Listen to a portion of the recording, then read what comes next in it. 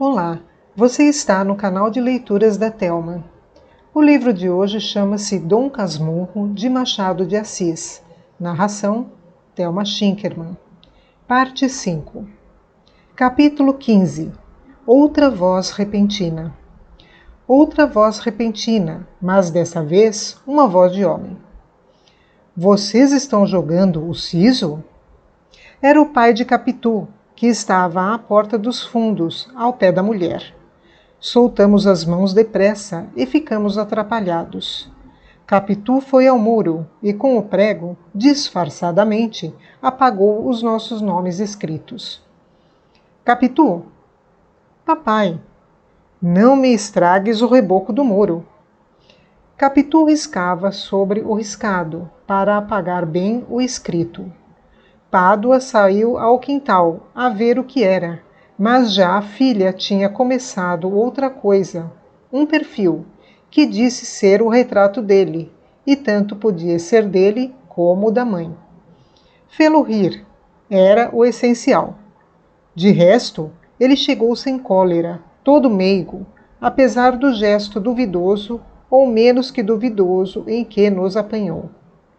Era um homem baixo e grosso, pernas e braços curtos, costas abauladas, donde lhe veio a alcunha de tartaruga, que José Dias lhe pôs. Ninguém lhe chamava assim lá em casa, era só o agregado. Vocês estavam jogando siso? Perguntou. Olhei para um pé de sabugueiro que ficava perto. Capitu respondeu por ambos. Estávamos, sim, senhor, mas Bentinho ri logo, não aguenta. Quando eu cheguei à porta, não ria. Já tinha rido outras vezes, não pode? Papai, quer ver? E séria, fitou em mim os olhos, convidando-me ao jogo. O susto é naturalmente sério. Eu estava ainda sob a ação do que trouxe a entrada de Pádua, e não fui capaz de rir, por mais que devesse fazê-lo, para legitimar a resposta de Capitu. Esta, cansada de esperar, desviou o rosto, dizendo que eu não ria daquela vez por estar ao pé do pai. E nem assim ri. Há coisas que só se aprendem tarde. É mister nascer com elas para fazê-las cedo. E melhor é naturalmente cedo, que artificialmente tarde. Capitu, após 2 voltas, foi ter com a mãe, que continuava à porta da casa, deixando-nos a mim e ao pai encantados dela. O pai, olhando para ela e para mim, dizia-me cheio de ternura: quem dirá que esta pequena tem 14 anos? Parece 17. Mamãe está boa? Continuou, voltando-se inteiramente para mim. Está. Há muitos dias que não a vejo. Estou com vontade de dar um capote de doutor, mas não tenho podido. Ando com trabalhos da repartição em casa. Escrevo todas as noites, que é um desespero. Negócio de relatório. Você já viu o meu gaturamo? Está ali no fundo. E agora mesmo buscar a gaiola. Ande ver. Que o meu desejo era nenhum, cresce facilmente, sem ser preciso jurar pelo céu nem pela terra. Meu desejo era ir atrás de Capitu e falar-lhe agora do mal que nos esperava.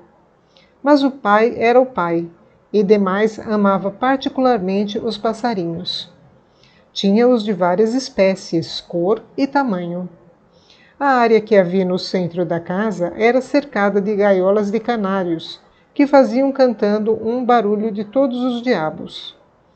Trocava pássaros com outros amadores, comprava-os, apanhava alguns, no próprio quintal, armando alçapões. Também, se adoeciam, tratava deles como se fosse gente. Capítulo 16. O administrador interino. Pádua era empregado em repartição dependente do Ministério da Guerra. Não ganhava muito, mas a mulher gastava pouco e a vida era barata. Demais, a casa em que morava, assobradada como a nossa, posto que menor, era propriedade dele. Comprou-a com a sorte grande que lhe saiu num meio bilhete de loteria, 10 contos de réis.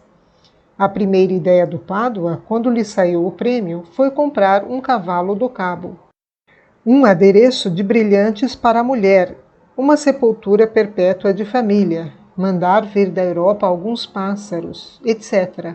Mas a mulher, essa dona Fortunata que ali está à porta dos fundos da casa, em pé, falando à filha, alta, forte, cheia, como a filha, a mesma cabeça, os mesmos olhos claros, a mulher é que lhe disse que o melhor era comprar a casa e guardar o que sobrasse para acudir às moléstias grandes.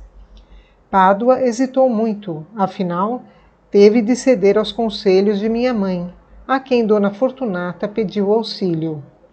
Nem foi só nessa ocasião que minha mãe lhes valeu. Um dia chegou a salvar a vida do Pádua. Escutai, a anedota é curta. O administrador da repartição em que Pádua trabalhava teve de ir ao norte em comissão. Pádua, ou por ordem regulamentar ou por especial designação, ficou substituindo o administrador com os respectivos honorários. Esta mudança de fortuna trouxe-lhe certa vertigem. Era antes dos 10 contos.